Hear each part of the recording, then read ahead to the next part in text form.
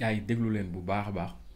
li président Burkina Faso bi yàq kookee di Macron après ñu tekki leen ko ci olof explique leen nu mbiri demee ak enjeu ak li nga xam ne mën na koo jur en Afrique moo xam muy avancement ak yokkuteeg ak yàqu-yàqu lépp ñu tegal leen ko ci table Afrique actuellement fii la toll déglu leen. Pour servir leur État. Et dans beaucoup d'États africains, il y en a plein de ces officiers. Combien sont patriotes, Dieu le sait. C'est une leçon que Emmanuel Macron a donnée encore au chef d'État africain, de se rattraper et de pouvoir vraiment mener cette lutte contre l'impérialisme. Mais en plus de ça, il a aussi insulté tous les Africains dans ses propos. Il y a une partie qui a retenu mon attention, là où il parlait d'ingratitude. Et que l'ingratitude est une maladie non transmissible aux humains. Lui, il est humain, notre ingratitude n'est pas transmissible à lui. Voilà comment ce monsieur voit l'Afrique, voit les Africains. Nous ne sommes pas des humains à ses yeux. Peut-être que c'est lui qui n'est pas humain, il ne se met pas dans la classe des humains. Mais s'il y a bien un ingrat, c'est bien lui. Je pense que s'il n'est pas athée et qu'il prie, à chaque matin qu'il se réveille et qu'il prie,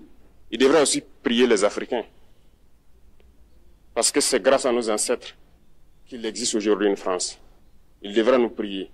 À ses yeux, nous ne devons pas être des humains, nous sommes plus que des humains.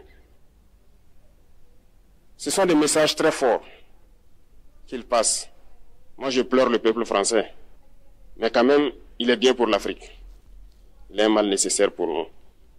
Ceux qui veulent se réveiller, se réveillent. Ceux qui ne veulent pas se réveiller, comme on le dit, on ne peut pas réveiller quelqu'un qui ne dort pas. Les Africains doivent se réveiller. Nous devons travailler à être indépendants, à faire au moins ce que nos peuples connaissent le bonheur. Et la lutte contre l'impérialisme, c'est ça. Il faut décoloniser les mentalités, prendre en compte toutes ces données-là, parce que le monde nous donne tellement d'exemples à voir. Pour eux, il n'y a pas de morale. Ils peuvent vous désigner aujourd'hui terroriste, mais demain, vous êtes un héros, par leur simple bouche. Ils décident de ce qu'ils font.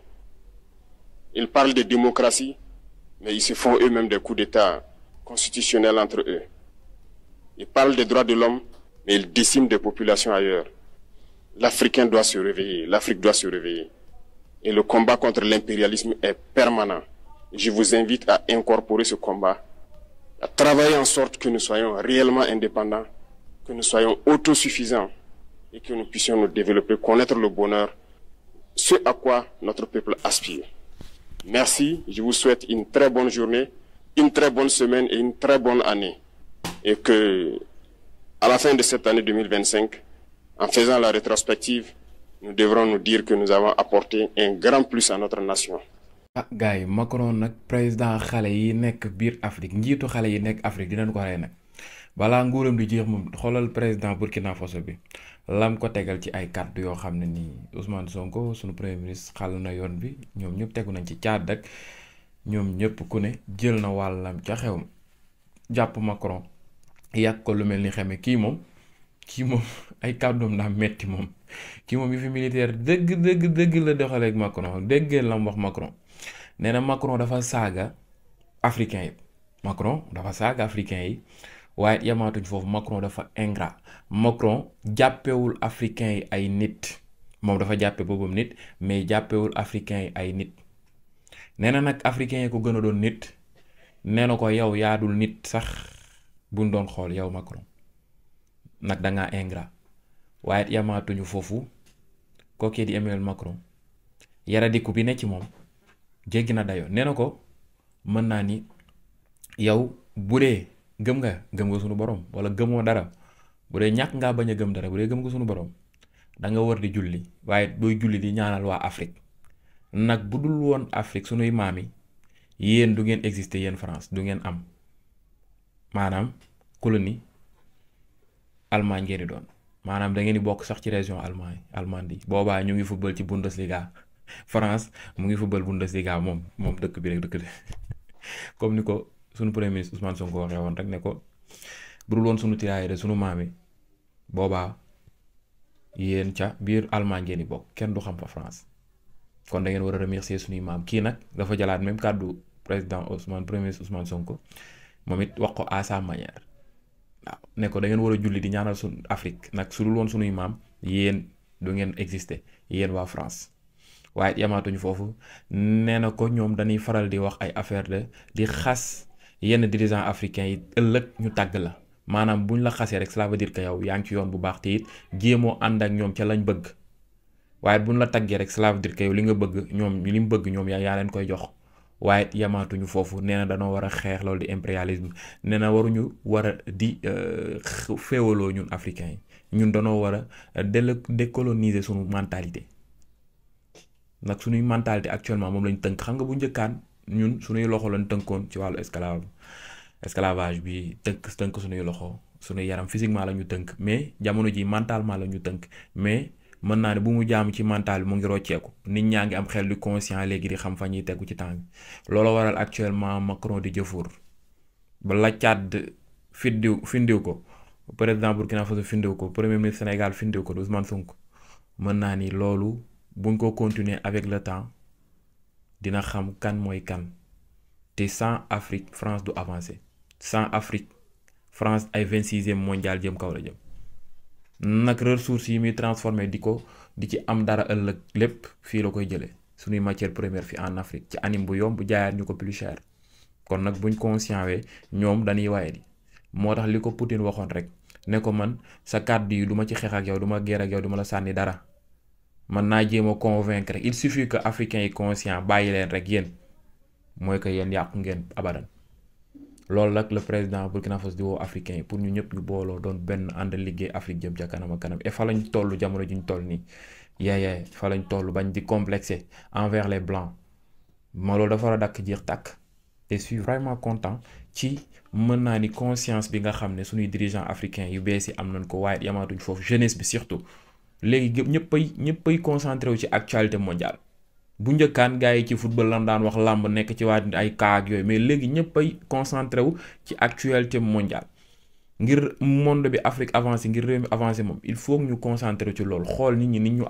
rawee ñu jéem a xool nu leen di dabee xool yan mooy lañ mën a teg ngir mën a avancé jëm ca kanam ak kanam te am na ay yenn émission yu ñuy waajal yoo xam ne incha allah ci kanam tuuti ci wàllu mbay meeg ci wàllu napp beeg yëpp dinañ ci ñëw ak ñi borom métier yeeg yenn na seen xel dal lépp taxaw na. actuellement ñun dañoo toll foo xam ne nii ñoo waratuñoo dépendre ci kenn nag ressources yi ñu am fi moo xam muy Sénégal di Burkina Faso gis nga français yi fu ñu dem ba yàgg fa wala di fa créer guerre wala di fa créer loo xam ne nii wala soit du ma njëkk a wax sa créer guerre nag ñu bëri xamuñ ne français yi ñooy créer guerre foofu maanaam fépp foo dem fépp foo gis en Afrique moom ay terrorisme am mbirub agression mbirub rébellion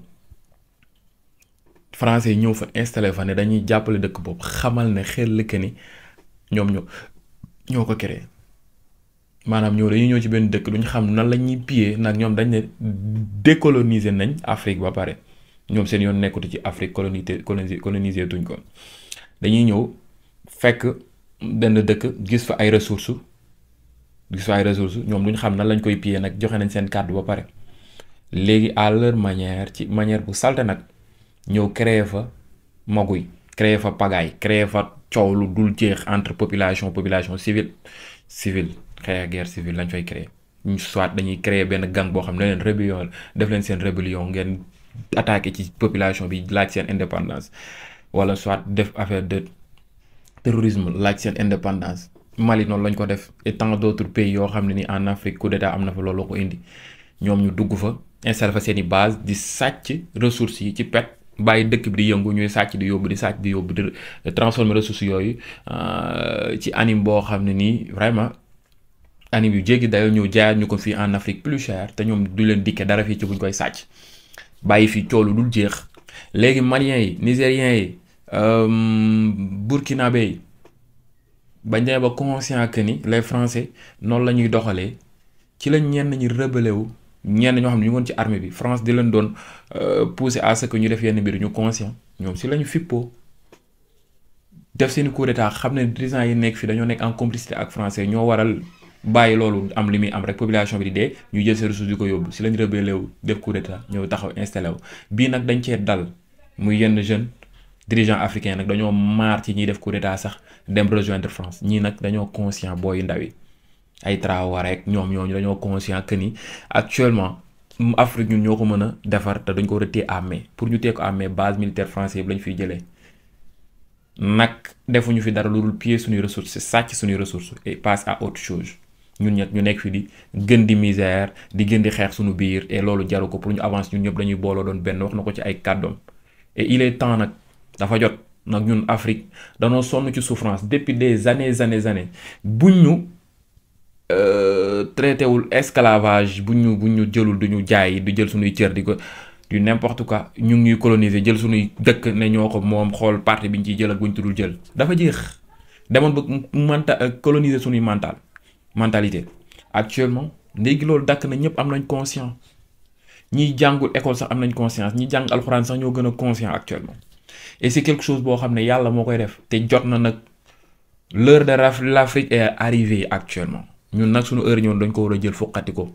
jël ànd ak moom moo tax il faut ñu gën di conscientiser population africaine bi pour ñu gën a booloo doon benn nangoo liggéey te it jàpp ci avancement Afrique il faut que ñu conscient bañ a complexé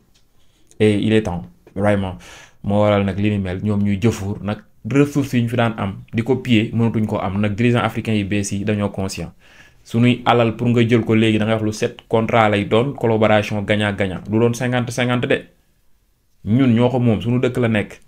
70-30% bu bëree ba bëri nag c'est sûrement yéen a koy exploiter transformer ñu ko su bëree or pétrole wala yooyu nag amaguñ moyen bu ñu ko transformer suñu bopp mais avec le temps ñoom bu ñu ñëw transformer suñuy jeunes yooyu dañ leen di boole mooñaale ci transformation boobee mën naa ni ñu jàngaale ci bu ko defee ëllëg ñoom dootuñu leen soxlaati ñoom ñooy continuer wéyal li dem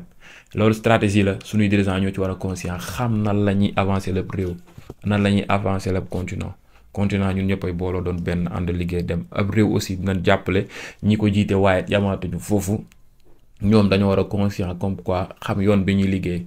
ku fi ñëw di collaborer ak ñun nañuy ànd ak suñuy jeunes di jàng ci ñoom pour mën a xam ëllëg dootuñu leen soxlaati ki lay may ngay jënd jën mu wan la ni ñuy nappee moo ko gën ko defee ëllëg dootoo ko soxlaa doo ko sonal mukk ci ay ñaan ak yooyu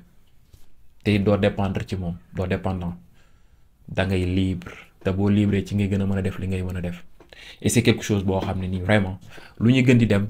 gis suñuy jeunesse bi di conscient et c'est intéressant et c'est important kon nag gars yi ni mel da ngeen koy partager bu baax a baax bu ko defee suñuy mbokk jeune gën a conscient ci enjeu bi nga xam ne fa la ñu nekk ñun en Afrique actuellement jànq bu bees tàkk lan ñu ngi briller yeneen dëkk yi ñooy xale yu góor yi nekk seen diggu doole dañuy topp jànq yi comme pas possible ñun en Afrique fa lañ toll ñëpp ñu soxlaa ñëpp ñu bëgg te bu ñu sàgganee suñu ndaw nag dañuy sëkkatoo utiliser ñu ba ñu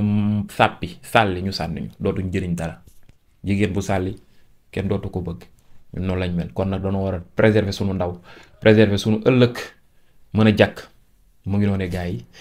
di leen jéggal bu wér tey loolu lañ indiwoon ci actualité mondiale africain wax ci situation Afrique fi muy doxee actuellement tontu bi nga xam ne Traoré tontu noo ko Macron may na xaar ci commentaire nan ngeen gisee li ni mel képp koo xam ne nag abonné ko sama chaîne YouTube bu ko taay bësal bouton s'abonner bi ngay liker di commenter di partager loolu ngeen ñu mën a soutenir ci xibaar yi nga xam ne ñu ngi leen koy jox matin midi soir jàmm ci yéen ba beneen yoon ci yeneen vidéo merci à vous jaa ngeen jëf.